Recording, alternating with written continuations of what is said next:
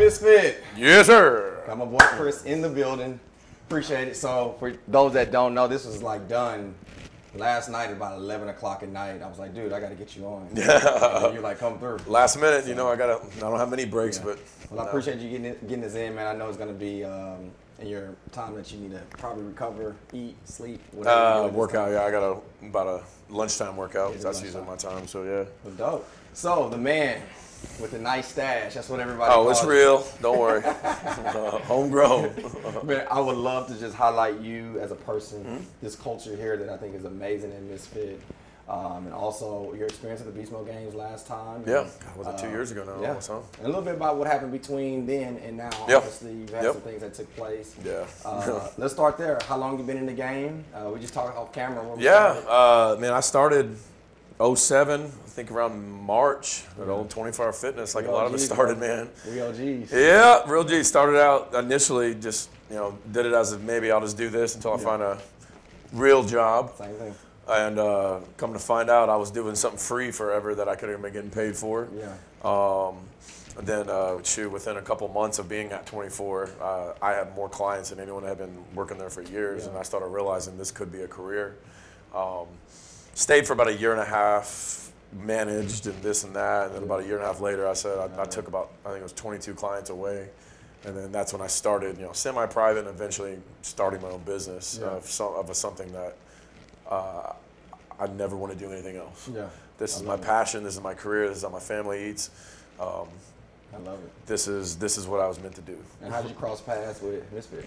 Well, I started working with Byron. I met him at a gym in 09. Okay. And then So the rest is history from there. Yeah. So I met him probably about mid to late 09 at a little gym that didn't exist anymore. And that was kind of a semi-private. Then we moved together to another gym, and then today is actually our 9-year anniversary. I've seen that. Congratulations. Yes, sir. I've seen that. 9 years here. Yeah.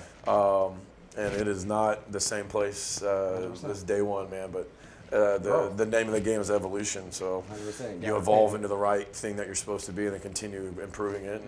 And then you're gonna put a good product out there. So and shout out to B. It's funny how you kept hearing the name Byron. Yeah. Who in the hell is Byron? Yeah. So I finally got to meet him. I was like, Coach Godfrey? Yeah. Oh, wow. I forgot about story, that. Yeah. So as I was finishing up high school, he was like the young coach. Okay. And so I think we're a couple years apart. But his first year in coaching high school football was my last year, I think, at Channelview High School. Wow. And so I know him as Coach Godfrey. Yeah. So even when I see him now, I have to kind of hesitate. Yeah. So shout out to B, man. But man, I think between you two and everybody else here, man, I just love following your IG. Oh, yeah, I can feel the passion. Dude, there's a lot of passion that come through. We've had a lot of people come and go as far as coaches and everything here, but we got Byron, Matt, and myself here, and between us three, man. It's there's a lot of passion, a lot of knowledge, years of experience. Matt's still young in the game, but he came into the game with a lot of knowledge that I didn't even have at that age. At that age, I was fat and drunk. Yeah. Different time, man. Yeah. Different time. So you just mentioned Matt, Byron, yourself. Yeah, so we're the main three here. That kind of we all work with each other. Now we do have a few other trainers that are here that kind of do their own thing, kind of barbershop style, pay their rent, they do their thing, but when it comes down to it, it's just Byron, Matt, myself. So when somebody comes into your facility, what's the programming like? So it depends. We actually offer kind of 3 different programs that we run here. Matt is pure conjugate, so that's kind of out of Westside Barbell. Yeah. Byron, kind of his board over there is a little bit more kind of your GPP style of a lot of people that don't really care what their 1 reps are, and they just want to get a good workout in. And I come in, I'm known as the crazy guy with the workouts, but I think what did you post yesterday on the it was the rower, the assault bike. You started with 2K warm up. I had to be sub 8, so the goal was to get up anywhere from mid 7s to under 8 minute of a warm up 2K row, 5-minute rest, and then it was 5-minute assault bike, 5-minute rest, 4, all the way to 1, and the goal is max calories. So Nobody got me. It's a burner. Nobody got me. I wouldn't. But you know, it's cool because before COVID, you were having the Friday night workouts. FYF. Yeah, and I never was able to make it, and I regret that. Yeah, dude. So, we were getting big right before COVID. We were getting upwards of it's ridiculous. 35 people of mayhem. Unreal. It got crazy. I remember a couple of our guys, Dave Martinez, Shanice, all of them. Oh, dude, they would come every Friday. So they were a staple here every Friday. You know, it's crazy. I was complaining about my schedule. Like, I got to get a schedule where I can get out there. Now it's open. Yeah. So if y'all ever, you know. Yeah, we got it in-house right now. We keep it kind of small, but I mean, things can evolve from there. Oh, it will. Yeah. 100%. It makes it a little bit easier now, a little bit with smaller groups because there's more stuff we can do. Yeah. You know, I think that's the cool thing about programming as a coach. Yeah. I know the big groups are fun and it looks good on IG. It does, but at the same time, especially if you got limited resources, that's huge. 100%. But you know, we get it done. I love it. Character of the program, and it speaks it obviously itself. Oh yeah. I mean, and even with a lot of our programming, it kind of evolves into it. You know, it has evolved from where it used to be, but the goal is to constantly change in the right direction. Yeah. So I think we're there. So I love it. But doesn't mean we're gonna stop learning. You stop learning, start dying, man. You get rest, right? Can't stop, won't stop. Yes, sir. What do you think about the games, man? Last time you came in for the first time. Yeah, out of nowhere. We didn't know much about it, man. Are you a comp guy? I've never done anything outside really? of no. That was my first time. Damn, like the only other thing I've ever done before, you know, just playing college football, and that was only kind of competitions. And you know, I've done the Spartan races and this and that, but I've never gotten into that. So it was done. Yeah, well, I like to say I did too. Yeah, a lot of people don't know this. You did the 4-man. Yeah, we did the co-ed. And then all the elite individual. Yeah, you did both. Yeah, I did both. You did both. A lot of people were looking at me like I was funny, but it was just another day for me, man. Another day. Yeah, I came in not knowing what to expect. And you know, none of the stuff that we did was new. It was just it was a different competition I've never done. Yeah. But you put me in that spotlight. I'm gonna shine as bright as I can, man, because I can be competitive when I need to be. 100%. What was it like participating with MisFit athletes here? Oh, it's cool, man. Yeah, we did because the good thing is we kind of do, you know, with our FYF workouts, we do a lot of competitions, kind of, you know, inter gym squad competitions and stuff. But when you get to compete against other people, it makes it a little bit more real, a little different. So when we did our co-ed, you know, it's something that it was just some stuff that it's like it was new to us, but it was nice to see where we fared against other gyms, and we won my co-ed. Yeah, killed it. We killed it, yeah. And then when it came to the individual stuff, I have the ability to go to that next level as far as the pain cave or what people call it. Yeah. I've always had that, man. Yeah. It's just that's how I was brought up. Yeah. Hard work. I was brought up with hard work, and then you know. I still train myself like an athlete. So when I got to go compete, it hurt, but it hurt good. Hey, Friday night lights is not scary for everyone. No, man, nope. That's where I thrive. That's my church, my sanctuary, my zen. Yeah. When I can get to those moments, man, where nothing else in the world matters but that. Everything just goes away. You put your blinders on and just get after it. See what you're made of. And that's something I like to do weekly. Yes, sir. That's how I like the program. You know, of course, everyone likes to lift the heavy weights, but what does that brain do? Yeah. You know, because it'll tell you to stop real quick if you're doing something. But 100%. To be able to, oh yeah, that's the fun stuff, man. Yeah. That's my stuff right there, dude. So this is why you got to come out and train with Chris out here at MisFit and Byron in the family. Yes, sir. What do you think with that being the first time, not just doing a comp, but the Beast Mode game? Yeah. What was the culture like to you? I thought it was cool, man. I mean, everyone was there to compete, but yet everyone was there cheering each other on. Yeah. You don't see that a lot. It's kind of weird, right? It's weird in a good way. It was amazing to see, you know, all the other gyms and, you know, with your guys and everyone else coming together, and everyone supporting each other, either it being in the co-eds or the individuals and things like that, man. There was a lot of good energy out there. You just don't see that a lot with stuff like that. It's usually it's either me, my team, or nobody else. Like I'm talking people helping each other up off the ground, stuff like that. Like you don't see that a lot. Classic picture, man, of you. I don't know if we even posted. I look for it. Yeah. It's a member that I trained, and he was he was doing a farmer carry. Yep. Big boy. Yeah, you're right next to him. Real good guy, real close friend of mine. Yeah. And it's such an iconic picture, and I would like to kind of put a theme with that picture. That's the Beast Mode Games. Yeah, it is, man, and that totally is. It was, that's just always been my nature from, even as a kid. I mean, just there was someone out there struggling, get out there and get in their ear, and I'm not out there drill sergeant. I'm there. You're cheering them on. Yeah.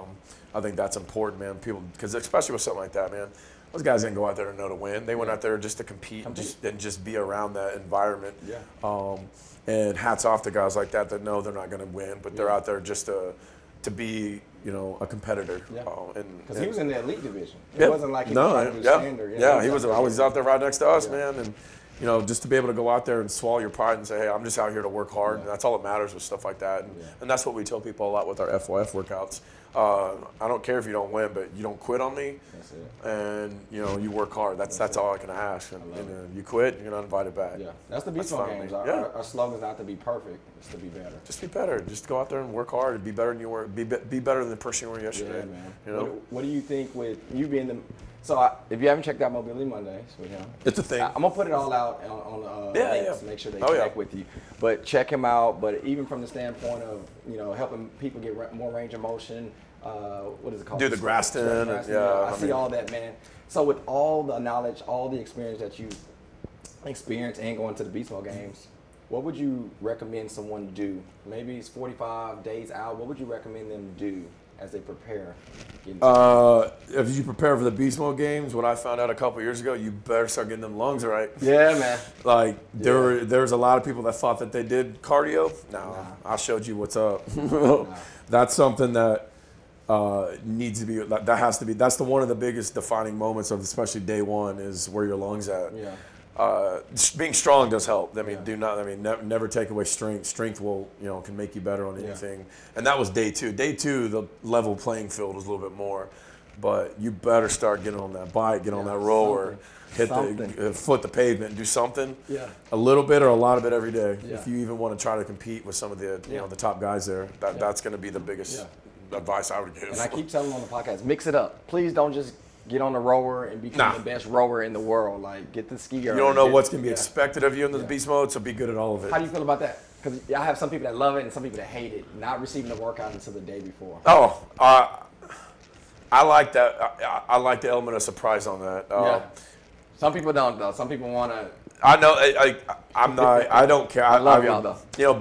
I'm always the one having the program. It was nice to finally not know.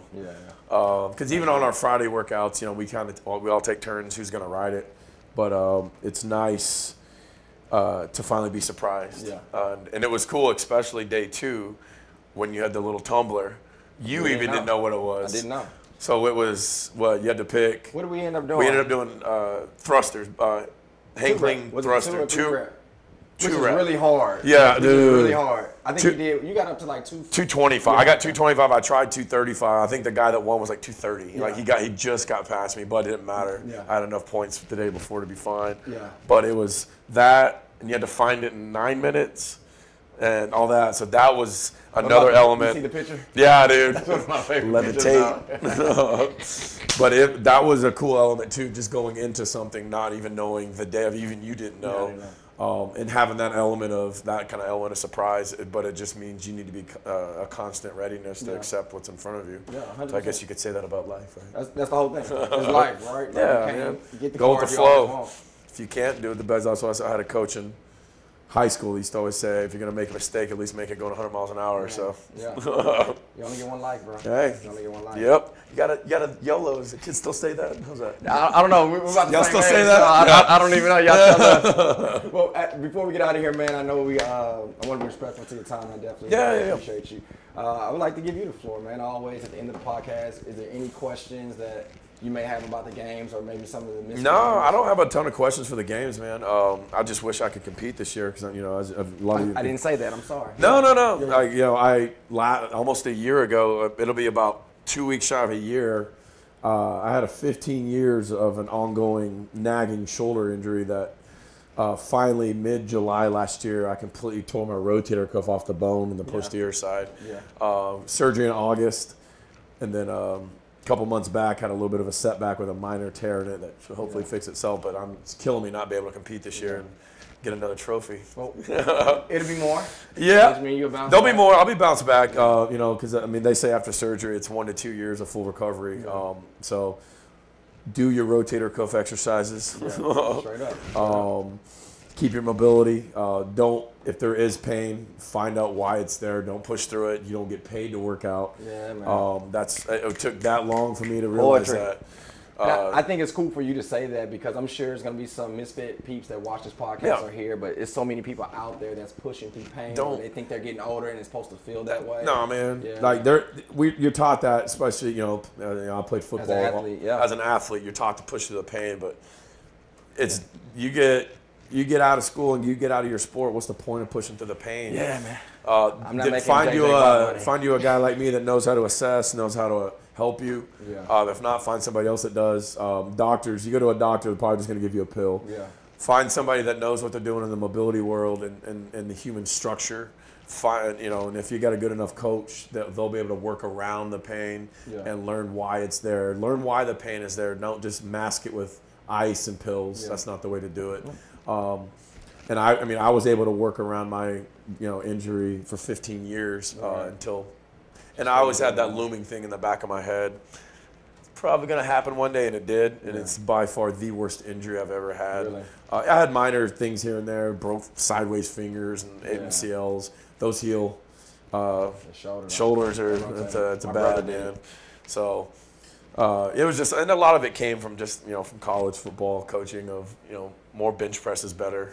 Yeah, just pushes, nothing else. Yeah, oh, cool. Do more bench. Lift your hands up. Yeah. So it's just, it was a lot of bad stuff from there. And then luckily, I know more now than I ever did about shoulders. That's what life's about. And again, just like we talked about before, it's just, constant knowledge and evolution of your training.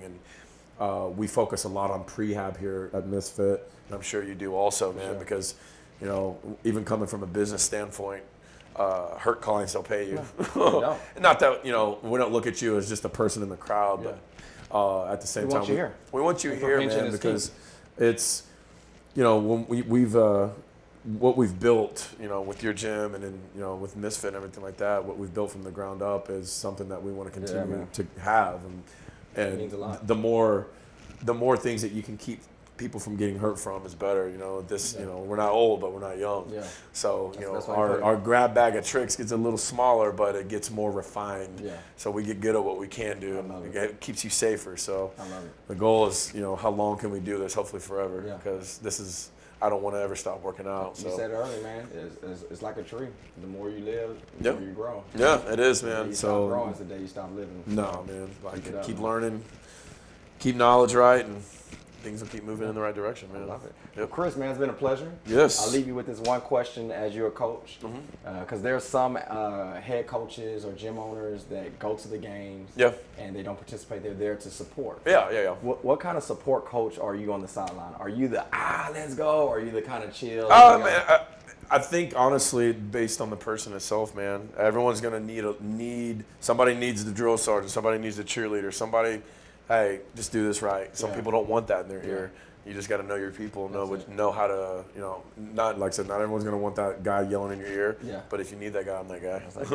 Well, looking forward to seeing MisFit, the rest of the family there. Yes, sir. It's been a pleasure getting you on the podcast. I know you're super busy.